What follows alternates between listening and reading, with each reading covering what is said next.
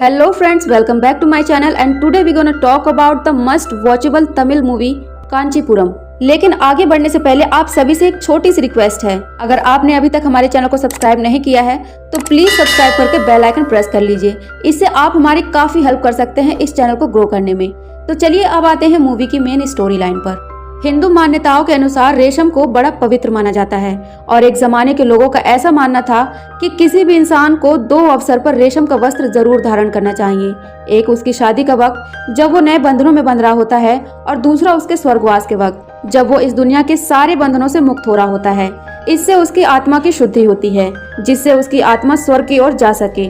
ये कहना आज हमारे लिए जितना आसान है एक जमाने में नहीं हुआ करता था।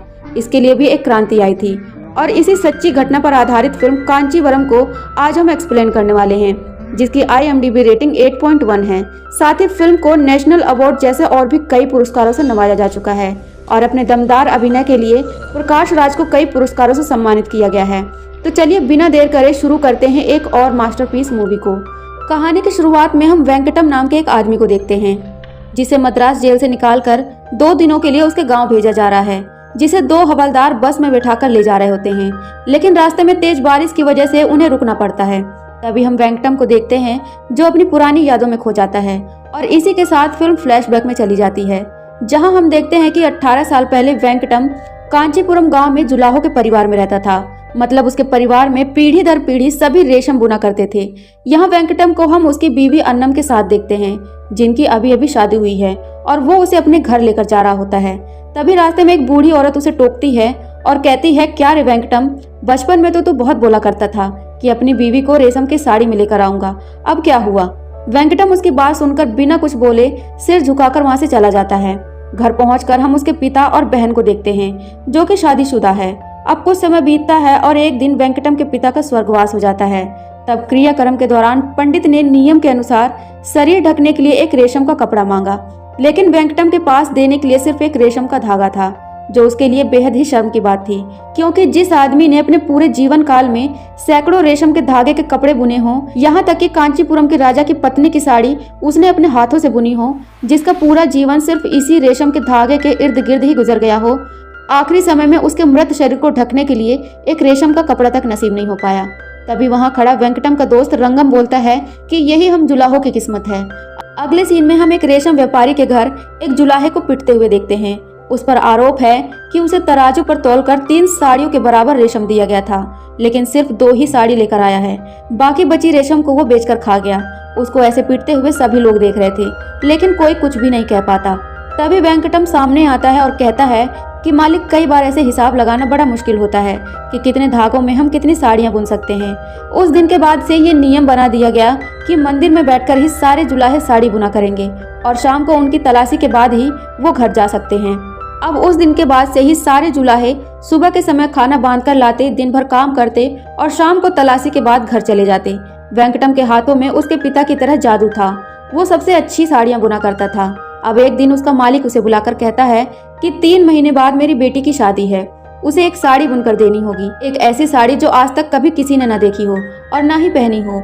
वेंकटम बहुत खुश होता है और कहता है कि जी मालिक। अब वेंकटम दिन रात साड़ी में क्या नक्काशी होगी, उसका रंग कैसा होगा, ये सब सोचता रहता है।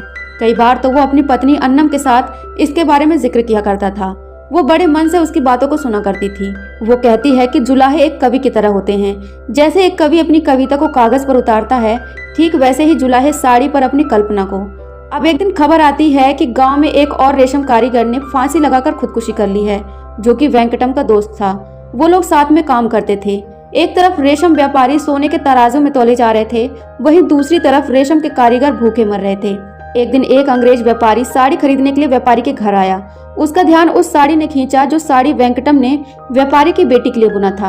अंग्रेज उस साड़ी को देखकर बहुत खुश होता है और वेंकटम के साथ हाथ मिलाता है। वेंकटम की कारीगरी देखकर अंग्रेज बहुत खुश होता है और इस बार वो हर साड़ी का भाव 800 रुपए लगाता है, जबकि उस साड़ी को बनाने वाले कारीगरों को प्रति साड़ी सिर्फ 6 रुपए ही दिए जाते थे। लेकिन आज वेंकटम को उसकी कारीगरी के लिए 1 रुपए बख्शीश दी जाती है, जिसे पाकर वो बहुत खुश होता है और सारी बात जाकर अपनी पत्नी अन्नम को बताता है। अब साड़ी की इतनी प्रशंसा सुनकर अन्नम के मन में उस साड़ी को देखने की इच्छा होती है। वो वेंकटम से कहती है कि मैं उस साड़ी को पहन तो नहीं सकती, लेकिन एक औरत होने के नाते कम से कम उसे देख तो सकती हूँ। वेंकटम कहता है कि ये तो हो पाना मुश्किल है, मैं सिर्फ साड़ी बुनता हूँ और एक बार साड़ी बुन जाए तो उस पर मेरा कोई हक नहीं होता। लेकिन अन्नम के कहने पर वो सोचता है और कहता है कि एक तरकीब है, जब शादी वाले दिन मालिक की बेटी उस साड़ी को पहनकर बग्गी में बैठेगी तब तुम उस साड़ी को देख सकती हो। ये बात सुनकर अन्नम बहुत खुश होती है और अब शादी वाले दिन दोनों बहुत ही लंबा सफर तय करके वहां पहुंचते हैं तो अचानक से अन्नम को उल्टियां होने लगती है, जिसकी वजह से वो साड़ी देखे बिना ही वापस आ जाती है।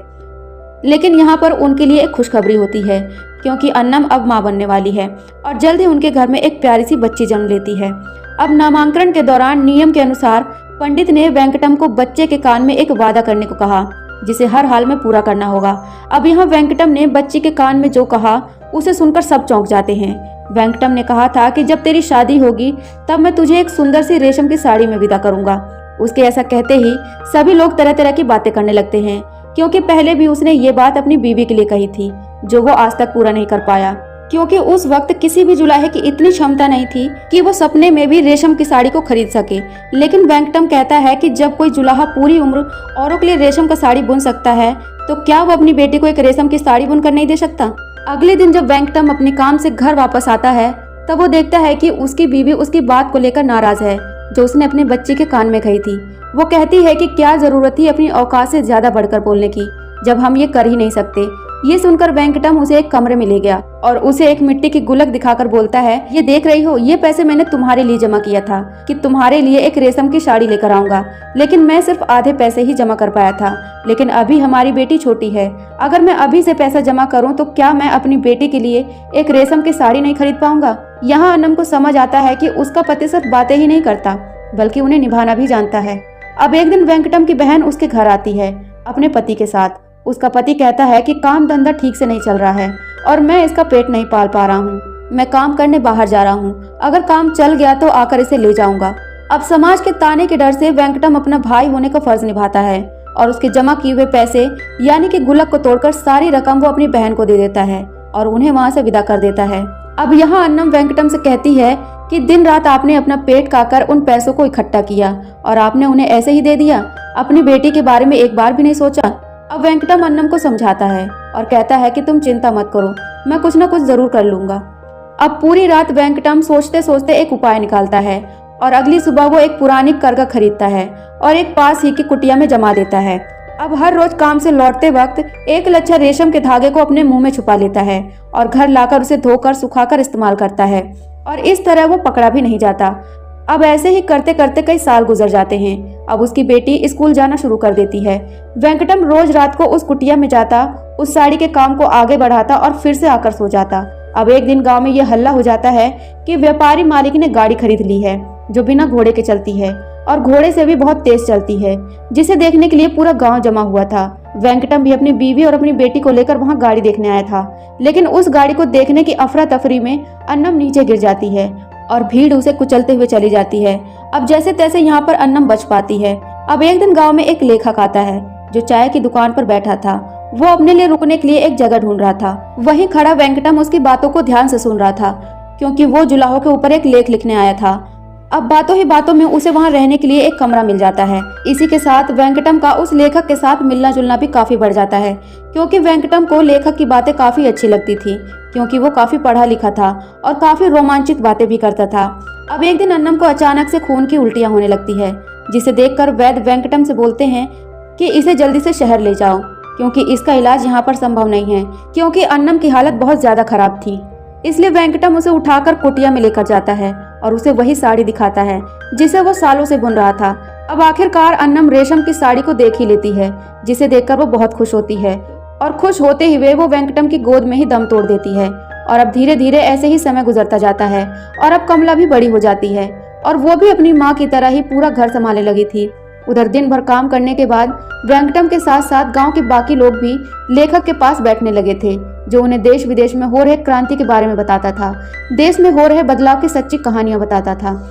तभी वेंकटम के दोस्त रंगम के बेटे की नौकरी सेना में लग जाती है, जिसकी नौकरी पर जाते वक्त कमला के आंखों में आंसू थे, जिसे देखकर वेंकटम समझ जाता है कि ये दोनों एक दूसरे को चाहते हैं। अब यहाँ पर धीरे धीरे लोगों को ये पता चलता है कि वो लेखक साम्यवादी पार्टी विचारधारा का है। उसे जब जुलाहो के ऐसे विकट परिस्थिति और ज्यादा मेहनत और कम आय वाली स्थिति के बारे में पता चला तो उसने साम्यवादी विचारधारा का प्रचार करना शुरू कर दिया। मतलब इस दुनिया में सभी समान हैं। धीरे धीरे वेंकटम के साथ साथ उसके बाकी साथी भी इसी विचारधारा के होने लगे। अब एक दिन लेखक वेंकटम से कहता है कि अब उसे यहाँ से जाना होगा क्योंकि लोगों को उसके यहाँ होने की खबर हो गई है और उसकी जान को खतरा है। अब जाते जाते लेखक सारी जिम्मेदारी वेंकटम के कंधे पर डालकर चला जाता है। लेकिन उसी रात गांव वालों को ये पता चलता है कि उस लेखक की गोली मारकर हत्या कर दी गई है। अब एक दिन रंगम के बेटे का खत आता है जिसमें उसने कमला का भी जिक्र किया था। अब इसके बाद रंगम और वेंकटम दोनों दोस्ती को रिश्तेदारी में बदलने का फैसला करते हैं। वहीं दूसरी ओर वेंकटम, रंगम और उसके बाकी साथियों ने मिलकर अपनी बात मालिक के सामने रखने की योजना बनाई, जिसके लिए उन्होंने एक खत में अपनी बातों को लिखा। खत को पढ़े बिना ही मालिक ने खत को फाड़कर रंगम के मुंह पर दे मारा। एक दिन रंगम अपने बेटे के लिए वेंकटम की बेटी का हाथ मांगने आता है और अब उन दोनों की शादी तय हो जाती है। अब रंगम वेंकटम से पूछता है कि शादी में अपनी बेटी को क्या दोगे। वेंकटम बोलता है कि मैं अपनी बेटी को रेशम की साड़ी में विदा करूंगा। रंगम कहता है कि जो हो पाए वही बोलो, लेकिन वेंकटम इसके आगे कुछ भी नहीं कहता और मुस्कुराने लगता है। अब एक दिन वेंकटम को पुलिस वाले साम्यवादी दल का समझकर उसे उठाकर जेल में डाल देते हैं। बाकी कारीगरों को ये लगता है कि अपना हक मांगने की वजह से ये सब मालिक ने किया है, इसीलिए सभी कारीगर काम पर जाना बंद कर देते हैं और इधर वेंकटम को जेल में खूब मारा जाता है। लेकिन जब वो जेल से छूटकर वापस आता है तो वो सभी कारीगरों से कहता है कि हमें इस तरह काम को बंद नहीं करना चाहिए, इससे कुछ भी नहीं होगा। अब कल से हम सभी लोग काम पर जाएंगे और सही वक्त आने पर अपना दांव खेलेंगे। और एक दिन वेंकटम को वो मौका मिल ही जाता है जब अचानक से अंग्रेज से 900 साड़ियों का ऑर्डर मिलता है जिसे उन्हें समय पर बनाकर डिलीवर करना है। अब व्यापारी ने बिना कुछ कहे, बिना उनकी तनख्वाह बढ़ाए 3 घंटे ज्यादा काम करने का ऑर्डर दे दिया। अब जैसे ही व्यापारी के पास साड़ी बनाने के लिए माल आया, ठीक वैसे ही वेंकटम ने फिर से अपनी मांगों को व्यापारी के सामने रखा। व्यापारी कहता है कि ये कारखाना मेरा है, मैं कारीगरों को मैसूर से मंगवा लूंगा, लेकिन तुम लोगों की एक भी बात नहीं मानी जाएगी। और ये सुनकर सभी मजदूर सन्न हो जाते हैं। लेकिन तभी वेंकटम कहता है कि साथियों अपना औजार वापस ले लो और अब से काम पर आना बंद कर दो।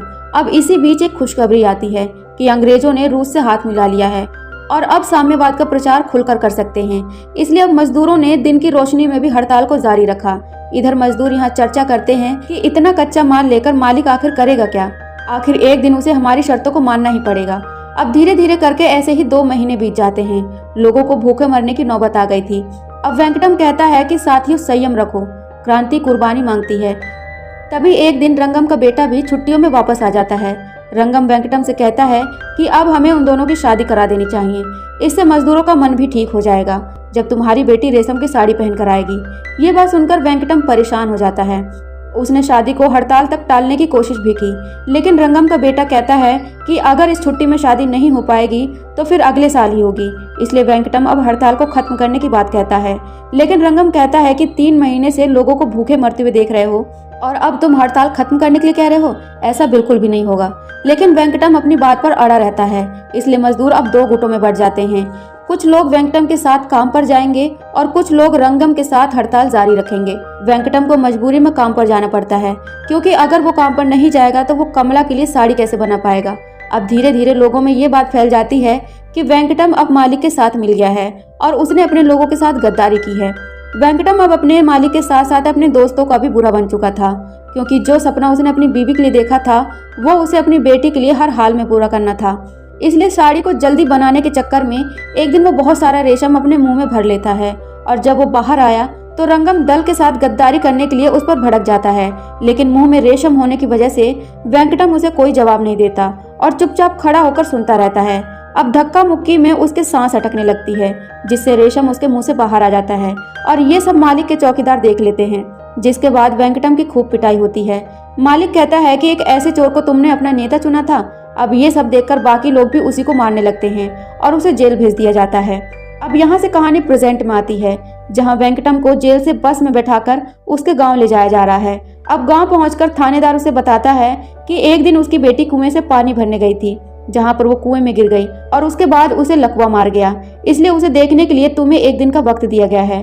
अब वेंकटम जब अपने घर पहुंचता है तो वो देखता है कि उसकी बेटी कमला, जिसके लिए उसने इतने सपने सजाए थे, वो बेबस होकर बिस्तर पर लेटी है और वहीं उसकी बहन और बहनोई उसके आने का इंतजार कर रहे हैं। तभी वो वेंकटम से बोलता है कि आज रात की बस से वो लोग वापस चले जाएंगे, क्योंकि अगर एक चोर को सहारा देंगे तो कल उसकी बेटी से शादी कौन करेगा। ये वही बहन है जिसके लिए वेंकटम ने अपने जीवन की सारी जमा पूंजी दे दी थी, जिससे उसका घर बच सके, और अगर वो ऐसा ना करता तो शायद उसे आज ये दिन न देखना पड़ता।